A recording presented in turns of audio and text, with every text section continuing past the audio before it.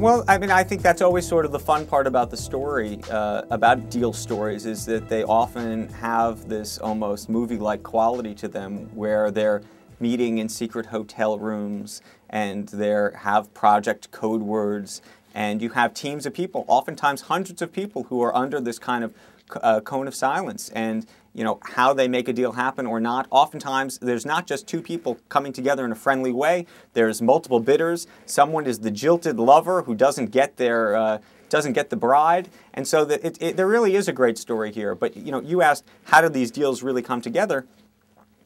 I think in one way, in every situation, somebody's looking for an opportunity. Everyone in the deal world is an opportunist. So they're looking at the stock price. They're looking at the relationship between the CEO and the board. They're looking at whether the CEO is about to be ousted and maybe there's an opportunity to come in then. And they're looking for weakness, frankly, oftentimes. And you know, all of that collectively is the great soap opera that makes my job so much fun.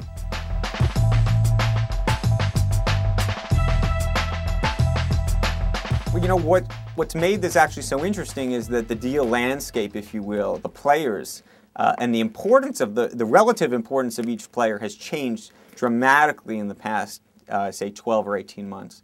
You know, 12 months ago, the most important people on the planet were these people called private equity, which was sort of a misnomer for what would otherwise, or a polite way to describe LBOs or leveraged buyouts, which was sort of a less polite word that people didn't like in the 80s. But you know, whether it was Henry Kravis or Steve Schwartzman from Blackstone or the guys at TPG or Carlyle in Washington, these guys were the power players. They were the hitters because they had amassed all this money and were spending it at outrageous sums at an outrageous pace. And you saw some very big blue chip companies get taken out, get bought in these massive buyouts.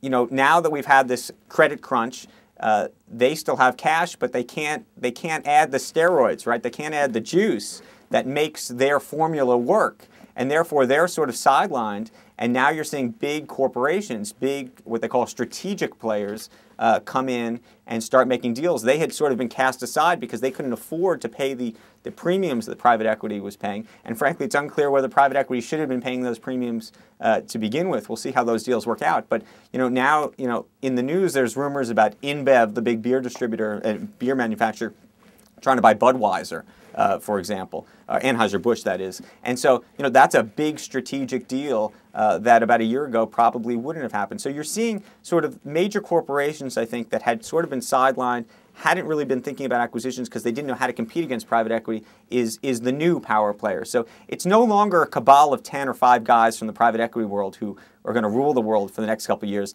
It's really the CEOs of big corporations and the bankers and lawyers behind the scenes that are making these deals happen.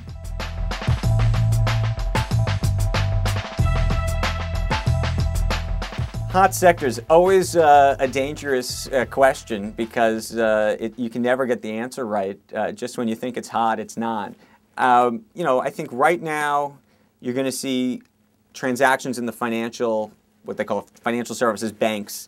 Everybody needs rescue financing. You saw this, all the banks go through this period in November, December, where they wrote down billions upon tens of billions of dollars, and they needed more cash to keep to stay afloat, frankly. And you saw them go, what they say, go to the desert. They would go to the Middle East and raise money. I think you're going to see a lot more of that over the next couple of weeks, frankly.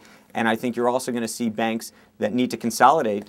There's always been consolidation in the financial services area, but I think you're going to see more and more of that. Obviously, Bear Stearns in trouble goes and is now owned by JP Morgan, but you're going to see Countrywide gets bought by Bank of America. These are deals that are not going to be what they call from strength to strength. These are truly going to be distressed deals where some strong player is taking over a distressed player and is seeing, as we talked about, being an opportunist, you know, really trying to take advantage of a situation.